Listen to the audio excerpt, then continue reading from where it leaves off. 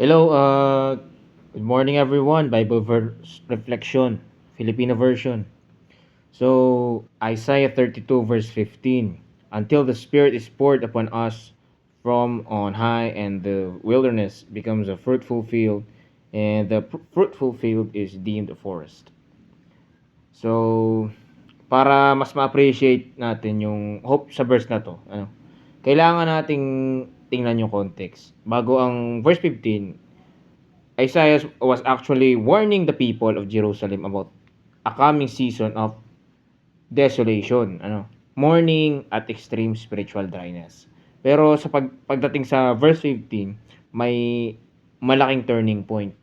Ito yung eksaktong moment kung saan matatapos yung dry season at papasok ang divine renewal ni Lord. Tapos ang key takeaways dito sa Bible verse na ito, mga importanteng aral. The power of until, ang hangganan ng dry season. Until. Ang salitang until o hanggang is very crucial. It means na yung desolation at struggles natin ay may fixed na katapusan, but at the same time, it reminds us na we cannot reverse our situation gamit ang sariling lakas natin.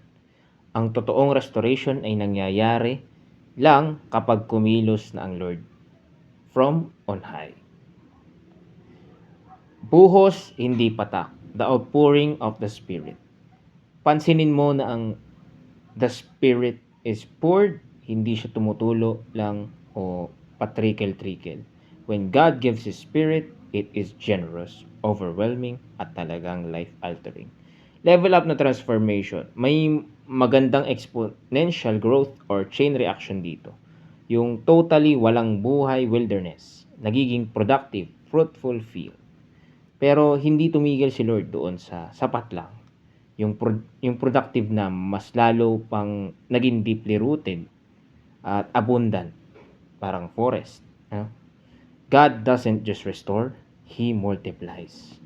The result is peace. Kung babasahin mo yung susunod na verses, Isaiah 32 verse 16 to 17, makikita mo na justice and righteousness will dwell in this transformed landscape. Ang ultimate result ng outpouring ng Holy Spirit na ito ay lasting peace, quietness, and confidence.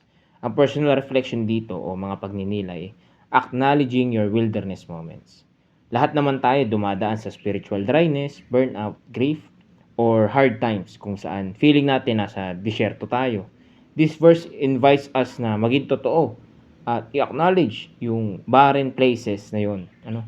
Hindi natin kailangan ipilit na mamunga on our own strength. We desperately need the Holy Spirit to breathe life into us again.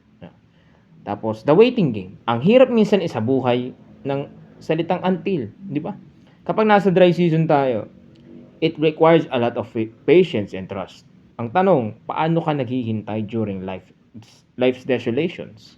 Are you waiting with despair at pag-aalala, or with an expectant heart na alam mong in God's perfect time, ibibuhos niya ang spirit niya sa'yo.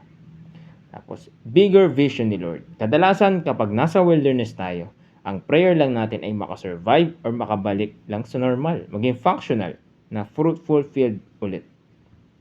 But God's vision for your renewal is so much greater, so much grander.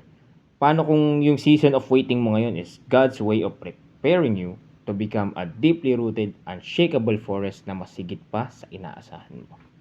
So, yun.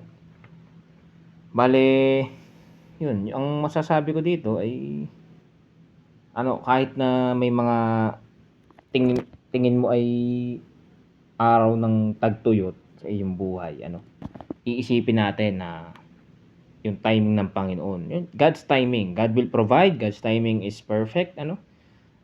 Kailangan ay magtiwala tayo sa Kanya kasi alam niya o may plano na siya para sa atin. At kailangan lang natin pagkatiwalaan yung plano na yun. But at the same time, we should, kailangan natin gumalaw. Kasi kung tayo aasa lamang doon sa biyayang iyon, ay hindi tayo magiging ganun. Kasi yung ating self ay hindi handa or we don't have the necessary actions o yung mga result ng mga ginagawa natin, tama. Kasi we arrive on what we do, ano.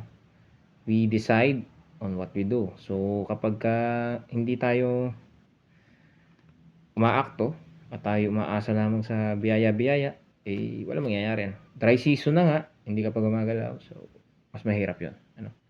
Mas deserve natin ang isang bagay o lalo na yung plano ni Lord kapag pinaghihirapan natin yung mga bagay-bagay sa buhay. So, may mga malalaking walls man tayo sa ating buhay, we can surpass it by believing in God's timing and believing na God will provide, ano. We move as we act, yun lang. Yung social media in the right way, ano, gamitin ng maayos. Tapos mas kilalanin ng husto si Jesucristo and hikayatin ang mga naliligaw ng landas, lalo na yung mga nawawala, ano, pabalik sa kaharian ng Panginoon. God bless.